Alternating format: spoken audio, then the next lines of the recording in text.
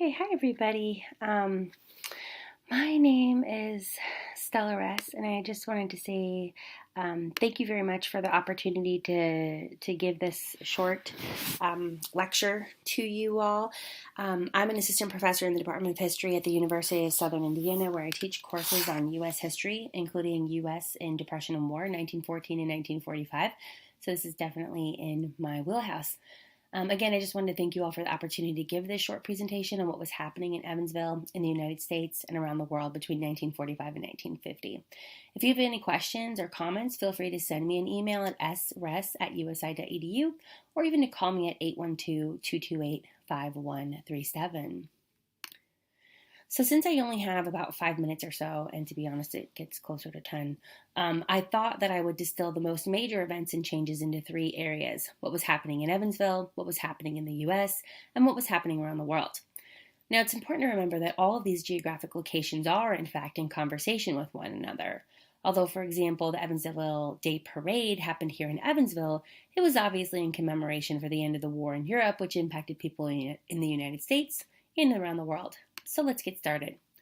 This is a beautiful aerial view of mid-20th century Evansville looking northeast from the riverfront and Dress Plaza.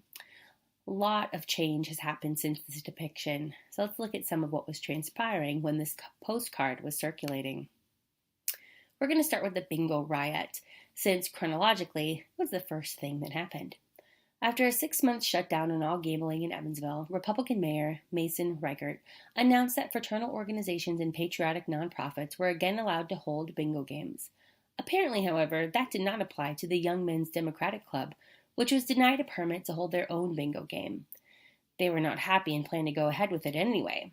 For his part, the mayor planned to, quote, arrest all operators, players, and spectators, unquote, of the unsanctioned bingo game. According to the press, upwards of 9,000 people showed up to watch what would happen. They saw, for example, a group of young people turning over a police car, seen here.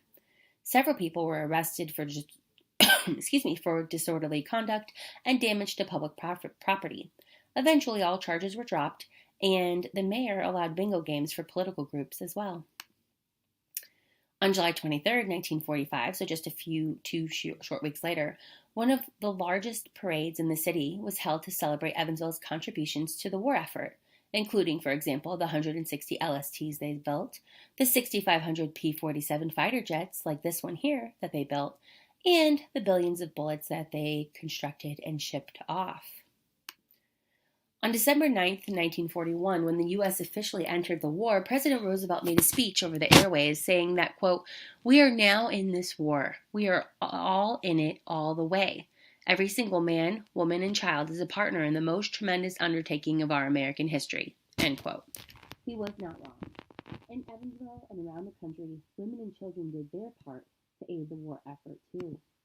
This included collecting scrap materials like discarded fat used for bullets, paper, metal, and rubber, funding the war through war bond drives, planting victory gardens, rationing food, writing morale-boosting letters to loved ones, and even strangers stationed abroad. It was an all-out effort. The Evansville Day Parade celebrated their hard work. Now, as I mentioned before, though, all of these locations are in conversation with one another. What was happening in Evansville was, to a certain extent, mirrored around the nation, and vice versa. Let's take a look at some larger events that were happening in the United States. Going back in time for a second, on April 12, 1945, President Franklin Delano Roosevelt died. This was stunning, as he had led our country through both depression and war. In fact, if you were 12 years old or younger, he was the only president you ever had. This was a devastating blow to our country and to our allies around the world. Harry Truman was sworn in, and he would play a huge role in how the war ended and in the remaking of the post-war world. Speaking of the post-war world, one trend that would have a huge impact on our country, its people, its infrastructure, even its politics for decades to come, is the post-war baby boom. Couples who had put off having children decided to start that family in a hurry. And not just any size family, but big ones. It wasn't uncommon, for example, for them to have 3, 4, 5, even 6 children. In fact, between 1946 and 1964, over 78 million Americans were born. The chart on the left visualizes what an anomaly this was. And the postcard on the right is from one of the many businesses that profited off of this baby boom, Evansville's own The Baby Shop, which was in operation for decades and catered to families with children. Another big social event, if you could call it that, would be the beginning of the civil rights movement as we know it. Shortly after taking office, President Truman created a Civil Rights Commission to investigate civil rights issues across the nation. Ultimately, he helped kickstart desegregation when he signed Executive Order 9981, which ended segregation in the U.S. military. While Truman was desegregating the U.S., Jackie Robinson, number 42, desegregated baseball when he signed for the Brooklyn Dodgers in 1947. The desegregation of U.S. sports had already begun the year before when football's Cleveland Rams signed two African-American players, Kenny Washington and Woody Strode. It would continue after Robinson when, in 1950, NBA's Boston Celtics signed Chuck Cooper and the New York Knicks signed Nat Sweetwater Clifton, or what would become NBA. Now, moving on to the world stage, which again plays out nationally and locally. After all, African American efforts in World War II is a big reason why desegregation in the military and elsewhere transpired. I want to talk about a few major events that shaped the world: the end of World War II, the development of the Postwar World, and the ensuing Cold War. Let's start with the end of World War II. On May 7, 1945, Germany officially signed an unconditional surrender delivered to U.S. General Dwight D. Eisenhower. The war in Europe was over. Victory in Europe Day, or VE Day, was celebrated as parties across the world spontaneously broke out. Again, we had our own in Evansville in June of that year, which I already talked about.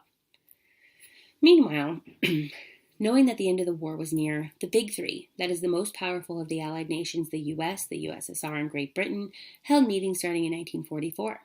The final Big Three meeting took place at Potsdam, near Berlin, in July of 1945. During these conferences, the Big Three seemingly decided the fate of the world, including what would happen in Poland. It would fall under the sphere of influence of the USSR, though Stalin, of course, promised fair elections. What an occupied Germany would look like. It was decided that Germany would be occupied by the Americans, British, French, and Soviets. It would also be demilitarized and disarmed.